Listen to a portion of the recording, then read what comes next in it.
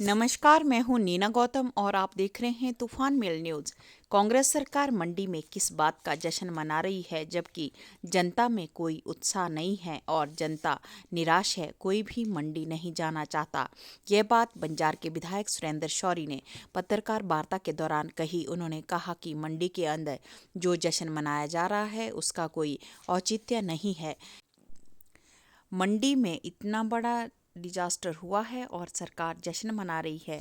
उन्होंने आरोप लगाया कि अधिकारी आपदा से प्रभावित लोगों पर दबाव बना रहे हैं कि मंडी नहीं आएंगे तो मुआवजा नहीं मिलेगा।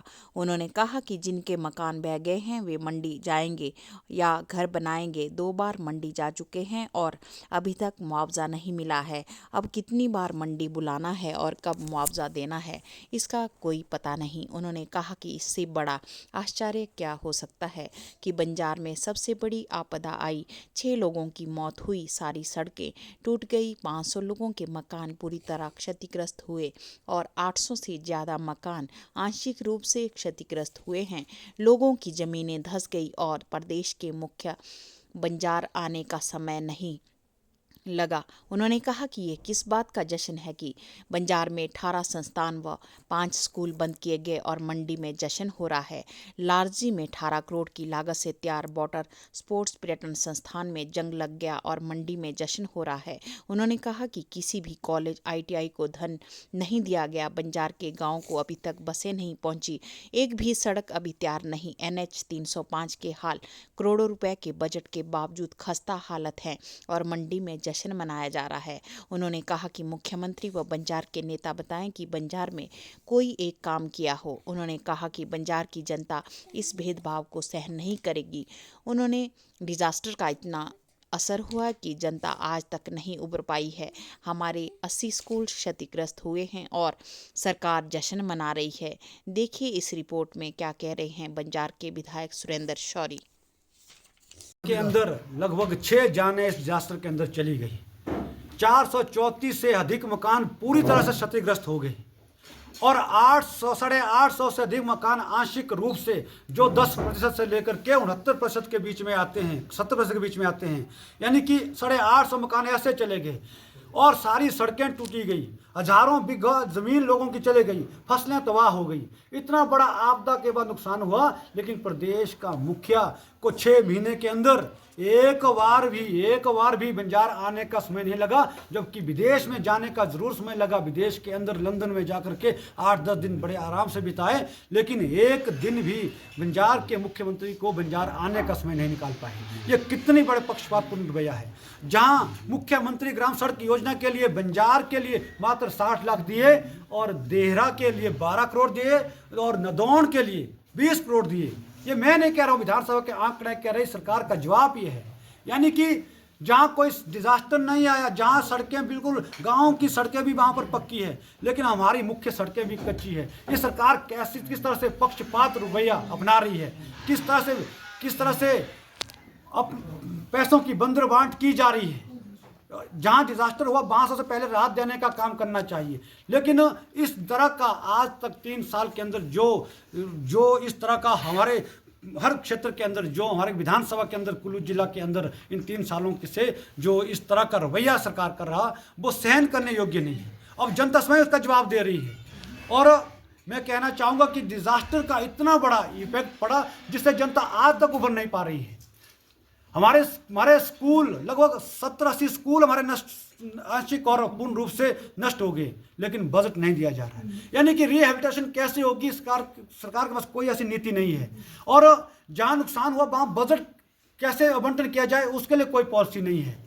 हमारे पंचायतों के प्रधानों ने जहाँ डिजास्टर आया उसके सारे एस्टीमेट विद फोटोग्राफ एस्टीमेट बना करके DC ऑफिस में जमा किए। यहाँ से सारी लिस्ट SDM ऑफिस में जा जाती है कि सरकार के जो लोग हैं उनके केस पहले निकालने, उनको पैसा देना है, इसलिए आप प्रायोरिटाइज इसको कीजिए। यानी कि इस तरह का माहौल, इस तरह का हमने आज तक इस तरह के सरकारी पैसे का दुरुपयोग या फिर अपने लोगों को देने के लिए इस तरह का हमने आज तक कभी नहीं देखा है। इन 3 वर्षों के अंदर इस सरकार ने पूरी विधानसभा को, हमारे क्षेत्र को विकास की दृष्टि से बहुत पीछे ले गए हैं। जिस गति से काम चला था वो आज कहीं नहीं दिखता है। लोगों के अंदर बहुत घोर निराशा है। हमने 18 करोड़ की राशि खर्च कर दी है, 18 करोड़ एक स्थान को डेवलप करने के लिए। वर्तमान में जो कैफेटेरिया बना था वहाँ चोरियां हो रही है, वहाँ गीजर चोरे गए, शीशे तोड़े गए। वहाँ पर 3 सालों से कोई प्लानिंग नहीं है टूरिज्म विभाग की कि इसको कैसे, संस्थान को कैसे चलाना है। वाटर स्पोर्ट्स जेटी पॉइंट हमने बनाया था, उसको कैसे शुरू करना है। जो 3 करोड़ 10 लाख के हमने उपकरण खरीदे थे, जेटियाँ खरीदी थी और चीज़ें खरीदी थी, लेकिन वो आज कहाँ है किसी को कोई मालूम नहीं है। यानी कि 3 वर्षों के अंदर उस संस्थान को टूरिज्म की दृष्टि से जो केंद्र बिंदु बनना था उसको तहस नहस कर दिया है। तबाह हो गई। इतना बड़ा आपदा के बाद नुकसान हुआ, लेकिन प्रदेश का मुखिया को 6 महीने के अंदर एक बार भी बंजार आने का समय नहीं लगा, जबकि विदेश में जाने का जरूर समय लगा। विदेश के अंदर लंदन में जाकर के 8-10 दिन बड़े आराम से बिताए, लेकिन एक दिन भी बंजार के मुख्यमंत्री को बंजार आने का समय नहीं निकाल पाए। ये कितनी बड़े पक्षपातपूर्ण रवैया है। जहां मुख्यमंत्री ग्राम सड़क योजना के लिए बंजार के लिए मात्र 60 लाख दिए और देहरा के लिए 12 करोड़ दिए और नदौन के लिए 20 करोड़ दिए। ये मैं नहीं कह रहा हूँ, विधानसभा के आंकड़े कह रही, सरकार का जवाब ये है। यानी कि जहाँ कोई डिजास्टर नहीं आया, जहाँ सड़कें बिल्कुल गांव की सड़कें भी वहाँ पर पक्की है, लेकिन हमारी मुख्य सड़कें भी कच्ची है। ये सरकार किस तरह से पक्षपात रवैया अपना रही है, किस तरह से अब पैसों की बंदर बांट की जा रही है। जहां डिजास्टर हुआ वहां सबसे पहले राहत देने का काम करना चाहिए, लेकिन इस तरह का आज तक 3 साल के अंदर जो इस तरह का हमारे हर क्षेत्र के अंदर, जो हमारे विधानसभा के अंदर, कुल्लू जिला के अंदर इन 3 सालों से जो इस तरह का रवैया सरकार कर रहा, वो सहन करने योग्य नहीं है। अब जनता स्वयं उसका जवाब दे रही है। और मैं कहना चाहूँगा कि डिजास्टर का इतना बड़ा इफेक्ट पड़ा जिससे जनता आज तक उभर नहीं पा रही है।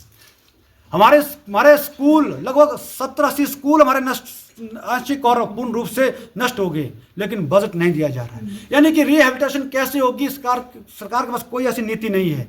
और जहां नुकसान हुआ वहां बजट कैसे आवंटन किया जाए उसके लिए कोई पॉलिसी नहीं है।